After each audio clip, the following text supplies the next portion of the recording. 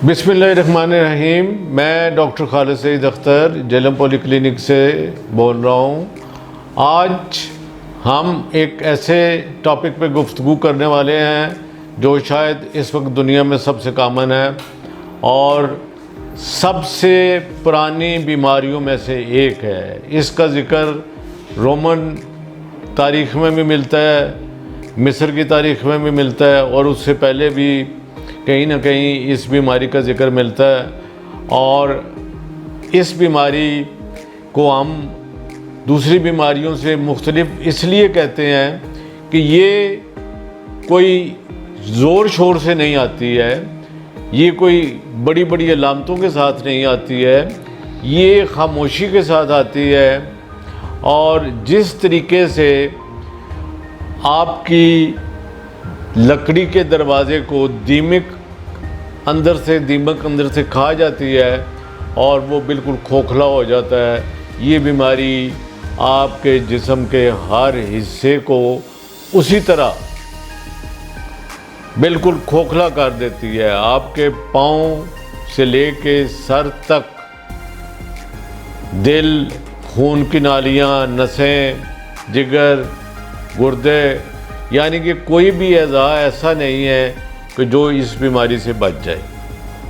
मेरा ख़्याल है कि अब तक इस बीमारी के बारे में बहुत सारे लोग जान चुके होंगे और ट्रेजेडी इसकी ये है कि तरक्की याफ्ता ममालिक में भी 25 से 35% लोग इस बीमारी की डायग्नोसिस उनकी बाई चांस होती है, उनको पता ही नहीं होता कि उनको ये बीमारी है।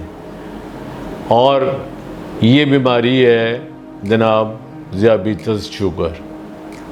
और अब जो ख़तरा इस वक्त पूरी दुनिया में फैल रहा है कि जिस तेज़ी के साथ, मैं कुछ फिगर आपको बताने लगा हूँ कि आप हैरान रह जाएंगे कि जिस तेज़ी के साथ ये फैल रही है और जिस तेज़ी के साथ ये तबाही कर रही है, अगर आपने इसके बारे में बहुत सीरियसली कदम ना उठाए तो हमारी आने वाली नस्लें जो हैं वो इस बीमारी के हाथों तबाह बर्बाद हो जाएंगी।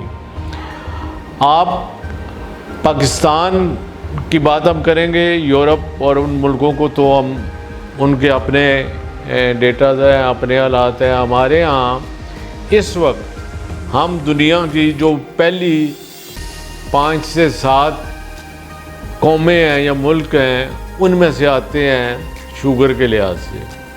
और इतनी बड़ी बदकिस्मती है कि इतने ही ज़्यादा लोगों को इसके बारे में कोई ख़बर नहीं है, पता ही नहीं है, कोई तालीम ही नहीं है, कोई आगाही नहीं है, किसी ने इनको इसके बारे में कोई मालूमात देने की कोशिश ही नहीं की है।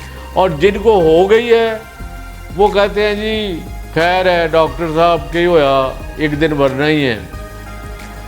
हमारा अप्रोच ही पता नहीं क्या हो गया, अप्रोच ही ऐसी हो गई है कि हम शुगर को बीमारी समझते ही नहीं हैं और उस वक्त बीमारी समझते हैं जब पता चलता है जी कि नज़र पीछे से बैठ गई है और अब वो दोबारा रिपेयर होने के काबिल नहीं रही। आप बाकी ज़िंदगी बग़ैर नज़र के, बग़ैर बसारत के गुजारेंगे तो वो आपके लिए कितना अज़ियतनाक मौका होगा। बेशुमार मरीज़ अब रोज़ देखते हैं कि जिनके पाँव इस कदर बुरी हालत में होते हैं कि सिवाय उनकी एम्पुटेशन के, यानी कि उनके काटने के, कोई चारा नहीं है। अगर आप इंटरनेशनल फ़िगर देखें तो अभी जो ताज़ा फिगर आई है वो है कि 7 से 10 सेकंड में हर जगह, हर मुल्क में, कहीं ना कहीं पूरी दुनिया में किसी न किसी शख्स की एम्पुटेशन हो रही है, यानी कुछ काटा जा रहा है।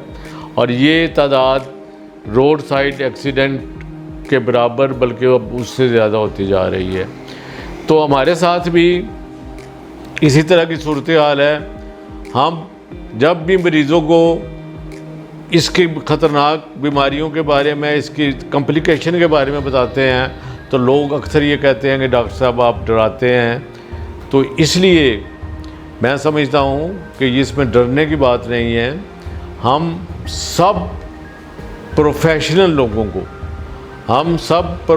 लोगों को, डॉक्टर्स को, पैरामेडिकल स्टाफ को, फार्मास्यूटिकल कंपनीज़ को हमें कदम उठाना चाहिए, और एक ही कदम उठाना चाहिए जिसका नाम हम रखें awareness about diabetes and it's complications, यानी कि शुगर के बारे में मालूमात और इसकी मुश्किलात और कॉम्प्लिकेशंस। और उसके साथ साथ हमें पेशेंट को एजुकेट करना पड़ेगा। जब तक पेशेंट विलिंग नहीं होगा, पेशेंट की मर्ज़ी शामिल नहीं होगी, उसका विल पावर शामिल नहीं होगा, वो इसकी सारी मुश्किलात को समझेगा नहीं, वो आपकी बात मानेगा नहीं। तो एक ज़माने में शुगर इलाज थी, इसका कोई इलाज नहीं था।